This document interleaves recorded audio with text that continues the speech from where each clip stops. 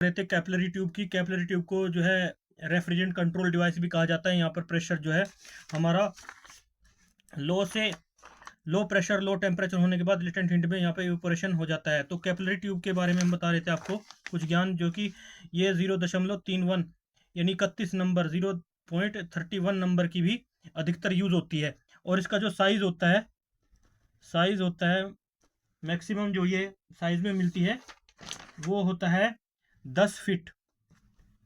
10 feet से 10 feet या होती है 8 से 12 फीट। 8 से 12 फीट तक की यूज होती है इसमें, रेफ्रिजरेटर या एसीयू में। तो इसका जो है हम पैन के अंदर मोड़ मोड़ के जो ना छल्ला बना लेते हैं। और इस प्रकार से यह फ्रीजर को जो इवोपोरेटर होता है, इवोपोरेटर की बात कर रहे हैं तो इवोपोरेटर को जो हम इवोपोरेटर भी बोलते हैं, कूलिंग कोयल भी बोलते हैं और फ्रीजर भी बोलते हैं, कई नाम से इसको जाना जाता है। और इसमें फ्रीजर कई ठंडा होता है, गैस का संचार होता है। और इवोपोरेटर का कार्य किसी भी वस्तु या स्थान का किसी वस्तु या स्थान में जो वहाँ पर गर्मी मौजूद होती है उसको स्थान लेकर वहाँ पे ठंडक का काम करता है, वहाँ से गर्मी को सोख लेता है और वहाँ पे ठंडक पैदा करता है। इवेपोरेटर को हम इवेपोरेटर भी बोलते हैं, कूलिंग कोयल भी बोलते हैं, फ्रीजर भी बोलते हैं।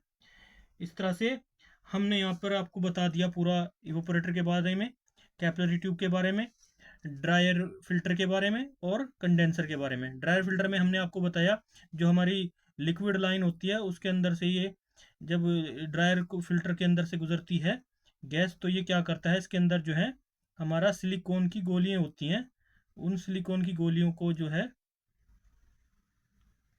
ये जो है इसके अंदर सिलिकॉन की गोलियां होती हैं। अगर आप निकाल के खोल के देखेंगे तो ये सिलिकॉन की गोली क्या करती हैं, जो इसके अंदर से मॉइस्चर आ रहा है उसको सोख लेती हैं और हवा को, जाली भी लगी होती है इसके अंदर, ये साफ करके छन छन की आवाज़ भी करता है, तो ये गैस को छान कर आगे की तरफ भेजता है। तो ये हमारा ड्राई फिल्टर होता है। कंडेंसर के बारे में आप समझ ही गए, गैस को घुमा घुमा के जो है लिक्विड में तब्दील कर देता है कंडेंसर। तो इस प्रकार से कंडेंसर का ये कार्य है। और इवेपोरेटर का हम आपको ऑलरेडी बता ही चुके हैं, जब कैपिलरी ट्यूब से लो प्रेशर और लो टेम्परेचर पर हमारी रेफ्रिजरेंट जो है इसके अंदर प्रवेश करती है तो यहाँ पर जो है ये लेटेंट हीट को लेकर वाष्पीकरण हो जाता है। और वाष्पीकरण होने के बाद गैस को ठंडा किया जाता है, तो ठंडक पैदा होती है। और ठंडक होने के बाद यहाँ से गैस जब आगे निकल सक्शन लाइन से जब इस इवेपोरेटर से बाहर निकलती है तो यहाँ पर एक्यूमुलेटर का भी यूज़ किया जाता है। एक्यूमुलेटर वो हमें एक्चुअली आपको बताया नहीं, एक्यूमुलेटर जो है ये सक्शन लाइन को का साइज जो है थोड़ा बढ़ा दिया जाता है। जैसे सक्शन लाइन इतनी मोटी है तो एक्यूमुलेटर इसके अंदर थोड़ा और स्पेस को बढ़ा दिया जाता है, ताकि जैसे ही कुछ अगर यहाँ पे कुछ कमी रह जाए, जैसे कि कुछ गैस यानी इवेपोरेटर में लिक्विड से वाष्पीकरण नहीं हुई, तो यहाँ पे एक्यूमुलेटर में भी लेटेंट हीट होती है। और लेटेंट हीट यानी कब लेटेंट हीट लेकर वो वाष्पीकृत हो जाए और यहाँ से फिर हमारा जो है वाष्प ही अंदर जाए, यानी जो फ्रीऑन है रेफ्रिजरेंट है वो वाष्प के रूप में एंट्री करेगा कंप्रेसर के अंदर, जो कंप्रेसर को वेट कंप्रेशन से बचाएगा। किससे बचाएगा? वेट कंप्रेशन से बचाएगा। तो इसको हम एक्यूमुलेटर भी बोलते हैं। एक्यूमुलेटर क्या होता है? ये कोई बड़ा पार्ट नहीं होता, बस जो हमारा पाइप होता है उसके जो साइज को है, गोलाई के अंदर का जो साइज है उसको थोड़ा बढ़ा दिया जाता है। जैसे हमारा सक्शन पाइप आ रहा है, उसका साइज अगर 1 इंच का है तो एक्यूमुलेटर का साइज उससे बढ़ाकर 2 या 2.5 इंच कर दिया जाता है।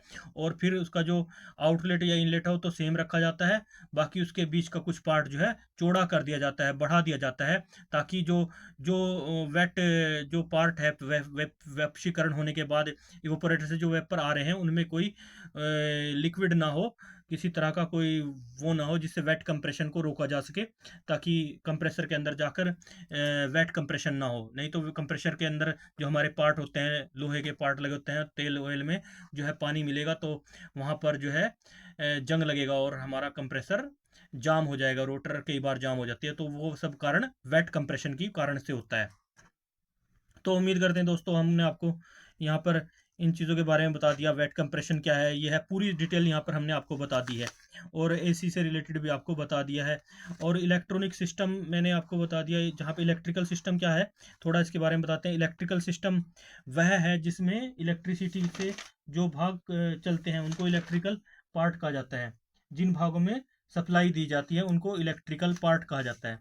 बात कर लें इलेक्ट्रिकल पार्ट की, तो इलेक्ट्रिकल पार्ट वह पार्ट होते हैं जो जो पार्ट इलेक्ट्रिक इलेक्ट्रिक सप्लाई से चलते हैं, इलेक्ट्रिक सप्लाई से चलते हैं उन्हें उन्हें इलेक्ट्रिकल सिस्टम कहा जाता है। उन्हीं पूरे बने हुए भाग के जो है उसको ही इलेक्ट्रिकल सिस्टम कहते हैं। पूरा भाग जो है वो हमारा इलेक्ट्रिकल सिस्टम में आ जाता है। इसी प्रकार से इलेक्ट्रॉनिक्स से इन्वर्टर सिस्टम क्या आता है। इलेक्ट्रॉनिक्स या इन्वर्टर सिस्टम भी जो है इलेक्ट्रिकल भाग से ही चलता है, लेकिन इसके अंदर पूरा एक पीसीबी सिस्टम होता है। इन्वर्टर सिस्टम एक अलग सिस्टम होता है जो हमारे मैकेनिकल सिस्टम से थोड़ा काम तो सेम मैकेनिकल वाला ही करता है, लेकिन उसके अंदर पीसीबी होती है, एलईडी होती है, उनके जो फ्लक्चुएशन होती है उसके अंदर, जैसे चमकती है बंद होती है, उसकी काउंटिंग के ऊपर जो है इन्वर्टर के सिस्टम जो फ्रिज है एसी है उसमें जो है जो फॉल्ट आया है उसकी रेमेडीज का पता चलता है, उसकी ब्लिंकिंग के ऊपर डिपेंड होता है कि। और इलेक्ट्रॉनिक सिस्टम में जो है हमारा सिस्टम जो है इलेक्ट्रॉनिक्स सिस्टम के मुताबिक यानी पीसीबी के अकॉर्डिंग काम करता है। उसमें ऑटोमेटिकली ही जो टेम्परेचर अप डाउन हो तो उसमें ऑटोमेटिक जो है वो कट कर देता है। लेकिन जो हमारा मैकेनिकल सिस्टम होता है इसमें थर्मोस्टेट होता है, इसमें अलग अलग इलेक्ट्रिकल पार्ट होते हैं जो हम आपको आगे बताएंगे जब हम आगे स्टडी करेंगे आगे की वीडियो में। तो फिलहाल इतना ही इलेक्ट्रॉनिक्स और इन्वर्टर सिस्टम के बारे में मैंने आपको बताया। इसमें इलेक्ट्रॉनिक सिस्टम भी यूज़ होता है और इसे इन्वर्टर सिस्टम भी कहा जाता है, जिसमें इन्वर्टर के माध्यम से ही सिस्टम को कंट्रोल किया जाता है। उसमें हमारी बिजली की बचत होती है। मैकेनिकल सिस्टम में हमारी पावर बिजली ज़्यादा खर्च होती है, इसलिए नए नए इन्वेंशन टाइम टाइम पे होते रहते हैं संसार में। ये लोगों ने इसका इन्वेंशन किया, तो इसलिए इन्वर्टर सिस्टम जो है बिजली की बचत करता है। और ये फ्रिज में भी यूज़ होता है और एसी में भी यूज़ होता है। लेकिन इसके कंप्रेसर का चेक करने का तरीका और हमारे जो मैकेनिकल सिस्टम के कंप्रेसर का चेक करने का तरीका जो है वो डिफरेंट होता है। लेकिन मैकेनिकल जो सिस्टम होता है वो दोनों का सेम होता है, यानी जो कार्यवाही जो मैकेनिकल तौर पे होती है वो दोनों की बराबर होती है। बस इसमें सिर्फ एम्पियर का और उन चीज़ों का फ़र्क हो जाता है कि कौन ज़्यादा बिजली खाता है, कौन कम खाता है, कौन ज़्यादा फ़ायदेमंद है और कौन किस में ज़्यादा मतलब नुकसान हो रहा है। तो यही डिफरेंट होता है। बाकी इसकी हमने आपको पूरी डिटेल दे दी है यहाँ पर। रेफ्रिजरेशन सिस्टम में free fridge repairing course practical refrigeration cycle in Hindi, आमतौर पर सिस्टम के बारे में आपको बता ही चुका हूँ। और आगे हम इसमें स्टडी करेंगे जो हमारे जो जो भी फॉल्ट आ रहे हैं उनसे रिलेटेड उसके बारे में आपको बताया जाएगा, उसके फॉल्ट की रेमेडीज़ बताई जाएगी। क्या फॉल्ट आया है, जैसे हम कहीं पे साइट पे जाते हैं, किसी के घर गए, वहाँ पे हम देखते हैं कि हमारा जैसे हमने वहाँ पे एसी को ऑन किया या फ्रिज को ऑन किया तो वहाँ पे जो है फ़ैन दोनों चल रहे हैं। फिर एसी में अलग सिस्टम थोड़ा होता है क्योंकि एसी हमारे कमरे के से रिलेटेड होता है और फ्रिज जो है हमारी वस्तुओं को ठंडा करता है रूम की, तो उसमें थोड़ा डिफरेंट आ जाता है। लेकिन सिस्टम दोनों का सेम टू सेम ही होता है। और बात कर ली जाए, मैं आगे आपको बताऊंगा इसके बारे में, प्रेशर कितने टाइप के होते हैं गैस के, head pressure, back pressure, ideal pressure, उनसे की भी स्टडी से रिलेटेड आपको वीडियो बनाकर दी जाएगी, ताकि आपको ज्ञान हो जाए, समझ में आए कि ये सिस्टम है क्या, ये कैसे काम करता है, कैसे कूलिंग हो रही है, कैसे इन पाइपों के माध्यम से सब सिस्टम एक जादू के जैसा लगता है लेकिन ये मैजिकल है, ये सब सिस्टोमेटिक है। रिजनोल्ड्स लॉ ने के अकॉर्डिंग ये चलता है। रिजनोल्ड्स लॉ का नियम है जिसमें हम प्रेशर और वॉल्यूम को, जिसमें टेम्परेचर जो है हमारा टेम्परेचर, इसमें हमारा वॉल्यूम कांस्टेंट रहता है, प्रेशर और टेम्परेचर जो है चेंज होता रहता है। इस नियम पर ही ये रेफ्रिजरेशन सिस्टम वर्क करता है। Refrigeration is a process through which we can transfer heat one place to another. The heat transferred by air water both is called what, refrigeration system.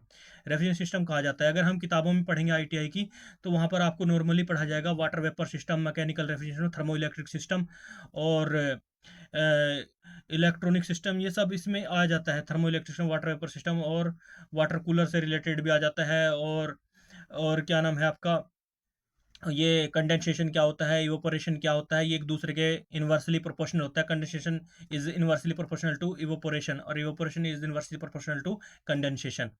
Condensation, condenser जो है उसको क्या नाम है, गर्मी को सोखता है, गर्म होता है बहुत ज़्यादा, और इवोपोरेटर जो है ठंडा होता है। एक दूसरे के इस प्रकार से भी आप नॉर्मली मोटा मोटा समझ सकते हैं। तो दोस्तों ये तो पूरी इसके बारे में डिटेल हो गई।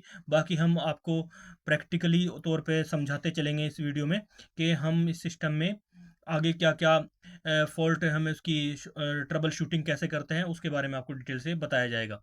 तो मिलते हैं नेक्स्ट वीडियो में, तब तक के लिए बाय बाय, जय हिंद।